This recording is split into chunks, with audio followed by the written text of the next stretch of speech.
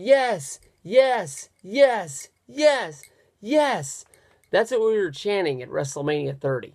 It wasn't that long ago when Daniel Bryan won the WWE Championship right there in front of everybody, and everybody was yesing, and they were shooting the confetti, and they were lighting off fireworks, and it was a huge party. I was giving Justin Sub Bryan, RKO, NWO, RKO, the infamous NWO, the biggest wrestling hug of a lifetime the two bros can share when their favorite wrestler wins the big one. I mean, that was awesome. I mean, like, everybody was chanting from Daniel Bryan, from even before the SummerSlam match, seeing him win the championship, get screwed out of it by Triple H and Randy Orton cashing in, and then just the road he took where he had to go through fighting Randy Orton 1,000 times, where he had to go through fighting the Wyatts, teaming with CM Punk, not being involved in the Royal Rumble, joining the Wyatts, beating the fuck out of Bray Wyatt.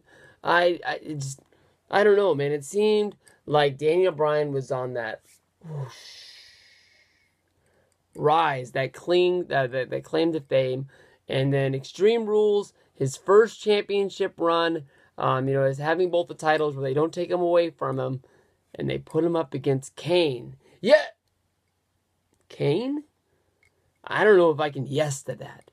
They did a whole lot more than I thought they were going to. Basically, Libertarian Glenn is gone. No more of this, sort of backstage Kane where he took the mask off and he's just, walking around in slacks and he's wrestling in his dress shoes with the New Age Outlaws. Kane is Kane. He put the mask back on. He's got the full-on outfit. He's wearing the one glove on his hand, and he's out for blood. I mean, they did everything they can do where he's, Stephanie McMahon's hired monster. He wasn't even hired. He just sort of gave himself up. He told Stephanie, I don't know if he wanted to be with her or if he knew it was going to be better for him. That whole segment on Raw, even today, really honestly, still seems really, really weird to me when you go back and you try to think about, basically what was going on there, what they were doing. I don't know. I mean, they've done everything they can do. Kane has came out and attacked Daniel Bryan. He gave him 3 tombstones, one in the ring, one on the ring steps, one on the announcer's table. I think one was on the floor, actually. But, Daniel Bryan has been, broken down. I mean, a guy that's only 5'10", the same size as me, with a bad neck, going up against a 7-foot-tall monster at 300 pounds is a big, big difference. They do have a history. They do have a timeline going back, with them, being tag partners with Dr. Shelby. I really thought that Dr. Shelby was to do some sort of a pop-in on this before this match, especially when Kane wasn't wearing the mask yet. But I guess they didn't want to jump in on that. They really didn't have a whole lot of time. But I'm hoping that Daniel Bryan is going to close the door on these two, on their love-hate relationship. Maybe they'll copy from TNA, and maybe, Kane has the match. Then he feels sorry about everything that he does, and maybe Kane will turn babyface and cry to Daniel Bryan to accept him, and then he has his friend back in his corner.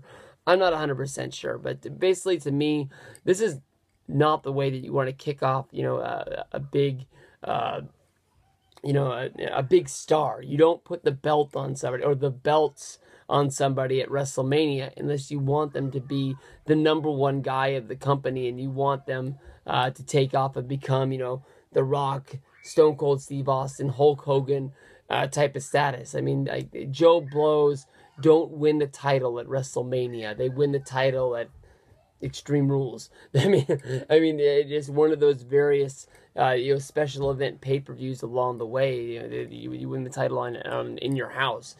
True main eventers that go on to be joining the WWE Hall of Fame someday. Those are the guys that win the title at WrestleMania 30 and in the show with the the confetti storm, with the basically the fireworks and all that, guys like, oh shit, I think Chris Benoit won it at WrestleMania 20. We'll scratch that one out and we'll go to a different one. But Daniel Bryan is going to beat Kane. no doubt in my mind. I know there's a big difference. He'll find some way to do it. He's been crafty his whole career. He's always been basically the smaller guy that wasn't supposed to be there, but just basically he is the best wrestler in the world, and he will rise above and find a way to do it. I guarantee it. There's no other way around it. Kane is not walking out of there with those 2 titles. Kane might find a way where he's kicked out of the Authority.